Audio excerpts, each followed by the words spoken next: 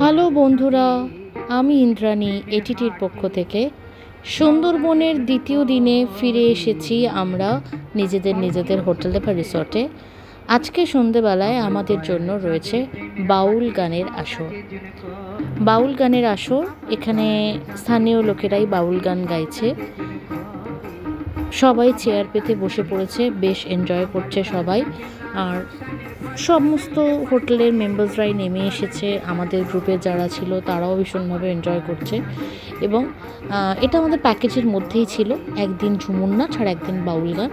আর বাকি সময় বাকিটা হচ্ছে ধরো ওই বকশিস হিসেবে যদি কেউ কিছু দিতে চাও এই মানুষগুলোকে একটু এনকারেজ করার জন্য, সেটা তোমরা দিতেই পারো।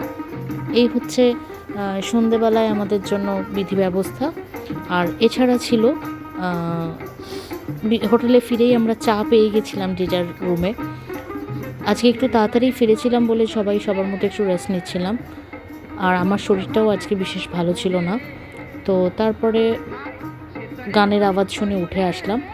আর সন্ধ্যের খাবারের মধ্যে ছিল চাউমিন আর কফি।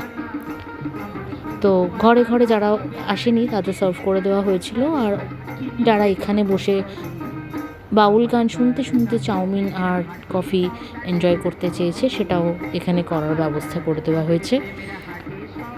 ওভারঅল প্রোগ্রামটাও খুব ভালো ছিল, অনেক সুন্দর সুন্দর গান আমরা সেদিন শুনেছি।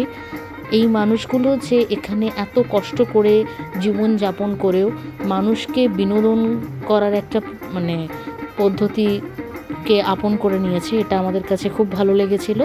আর বেশ কিছু ভালো গান আমরা সেদিনকে শুনেছিলাম। তো তোমাদের জন্য রাখলাম তার কিছু নমুনা, তোমরা দেখো, এনজয় করো। আর তার সাথে আমাদের জন্য কি কি খাবার দাবারের ব্যবস্থা ছিল সেটাও তোমাদের দেখাচ্ছি।